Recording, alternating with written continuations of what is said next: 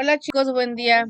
Hoy jueves 10 de junio del 2021, en nuestra cápsula de español abordaremos el tema ¿Quién cuenta la historia? Recuerda que estamos trabajando con el tema de la narración.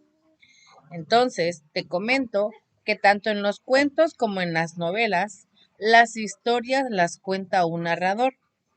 Y como sabes, el narrador explica las circunstancias en que se desarrollan los hechos, describe a los personajes, presenta el entorno físico y temporal donde suceden los acontecimientos.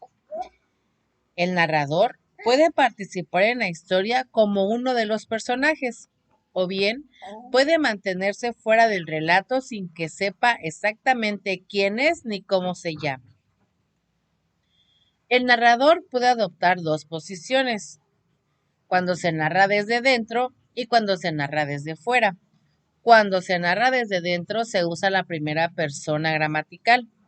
Cuando se narra la historia desde fuera se usa la tercera persona gramatical. Alguna de las características de la narración en primera persona es que el narrador forma parte de la historia, es decir, cuenta la historia desde dentro y los acontecimientos que transcurren se cuentan desde su punto de vista. La narración en primera persona es subjetiva. ¿Por qué? Porque al solo tener una perspectiva de lo ocurrido, el narrador puede omitir acontecimientos o contarlos según su conveniencia. En esta narración podemos conocer los pensamientos y los sentimientos del personaje.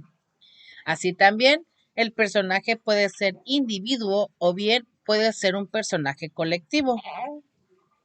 Para una mejor comprensión, en este siguiente ejemplo se señalan los verbos conjugados en primera persona, los cuales nos indican que las acciones verbales remiten al mismo emisor. En casa teníamos un perro al que le llamábamos Fantasma. Le gustaba esconderse en todos los rincones y nunca sabíamos exactamente en dónde estaba, no hasta que escuchábamos algún sonido. Entonces, encontrábamos su escondite y lo sacábamos a jugar un rato. Parecía disfrutarlo, pero después se escondía de nuevo de nosotros. Nunca entendimos su comportamiento, pero aprendimos a aceptarlo y a respetarlo.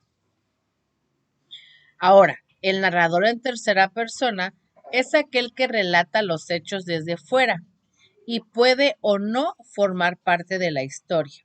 Por ejemplo, llegó a su casa, se sacó los zapatos y abrió una botella de vino. Detrás de la puerta, por primera vez, había logrado dejar del otro lado de la puerta aquellos problemas que lo venían atormentando desde hacía 2 semanas. Otra forma de narrar un cuento o novela es mediante el diálogo. Este reproduce o recrea la conversación entre dos o más personajes. El diálogo presenta de forma directa lo que estos dicen. Por ejemplo, ¿tiene fiebre?, preguntó temerosamente el abuelo de la niña. Así es, respondió la enfermera. Y como puedes observar, el diálogo se realiza a través del guión largo. Entonces, este nos ayuda para recrear o para reproducir la conversación entre dos o más personajes. Ahora, como tarea, debes resolver la página 234 y 235 de tu libro Español Santillana, en donde tendrás que leer muy bien para saber si la historia está contada con un narrador o si es el personaje el que habla.